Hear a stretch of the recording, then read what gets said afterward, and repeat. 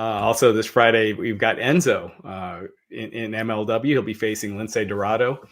Uh, how do you feel about nZo's contribution to MLW so far? Has he been pretty easy to work with? Awesome. I get that question a lot, and he's been awesome.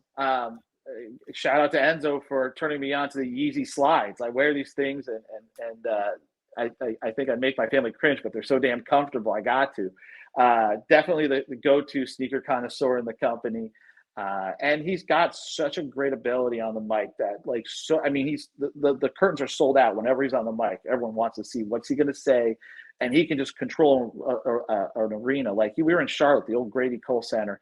Man, he had that whole place just in the palm of his hands and just cut a ruthless promo. Undeniable charisma, and he's been a great addition to our locker room. Now, some people say we might have a little bit of that Oakland Raiders old school bad boy John Madden locker room, or maybe the early day Lakers, but it works. It works, and we're I don't know if it's the system or the talent, but it just works. Yeah, and kind of on that point, do you see because he does get such a great reaction from fans, do you see him eventually having a babyface run? Oh, I think whenever someone gets over as a heel, you're teetering on potentially being a babyface. And it's just, you're at a time when the fans are so sophisticated and they just appreciate the performance so much that they got to see you and root for you. But a real heel can just take it back and with the right concept, make you hate him even more. So, but I think nZo gives me absolute flexibility. I got a guy that can talk all day, a guy that can just get over. I mean, that's one of the things I think people forget about. It's like bell to bell is great, but you got to be able to get over. And nZo gets over. He got over NXT, he got over on the big stage of WWE. He's gotten over in MLW. He gets over wherever he goes. Yeah. We've been seeing in MLW. We've been seeing. Real quick, back to nZo, and with the fans and everything. How has he been with the talent backstage in the locker room? Oh, great. I mean, just one of the boys, just hanging with everyone in the locker room. Nothing really to report back. And I did want to ask you also this Friday, the new era Samoan SWAT Team will be debuting. And we've seen a lot of these generational factions now in MLW with the Hearts, the Von Erichs, and now the Samoan SWAT Team. Do you potentially see a feud with the Samoan SWAT Team and the Von Erichs down the line?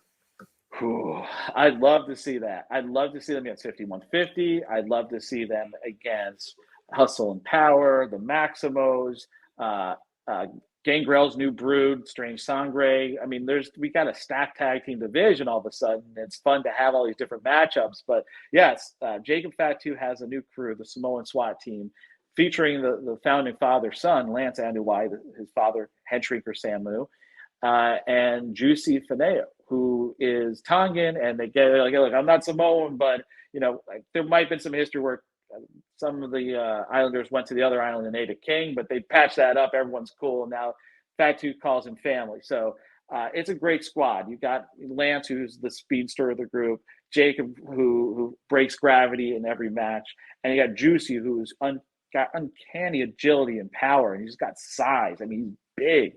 And I think that trio is going to be a phenomenal addition to MLW.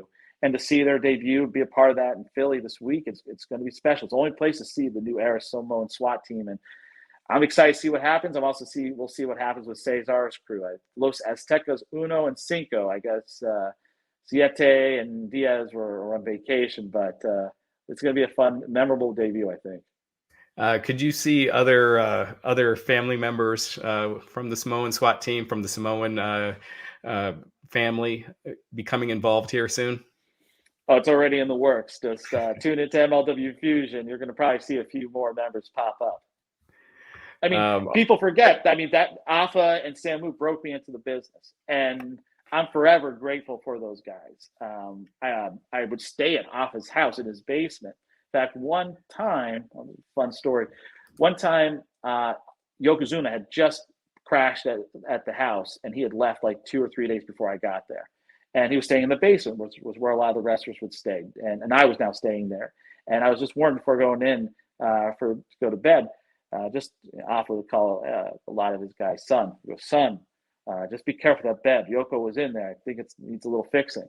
So it's dark. I go down. I get into bed, and bed frame. The whole bed is now shaped like a V. I just tumble into the middle. I go, oh, he broke the bed. Basically, it was just like sleeping in this thing like this the whole night, and then had to crawl out the next morning. But the Samoan family, Anuai family, Fatu family, I owe my whole career to them. They are special people. I remember seeing Roman Reigns down in Pensacola when he was in middle school playing football, and then in high school, and then being recruited by Georgia, and was thinking about a career in the NFL. To see the family prosper, see the family grow and thrive, it's so special. And to have the privilege, the opportunity to showcase Fatu and Lance and Juicy and every member of the family, my mentor, Samu, everyone over the years, it's been so special to me. I owe them everything. That's amazing. Yeah, I sometimes forget like how far you go back with the Samoans. I remember hearing about that back in the day, and it's really amazing how life can kind of come full circle. Always.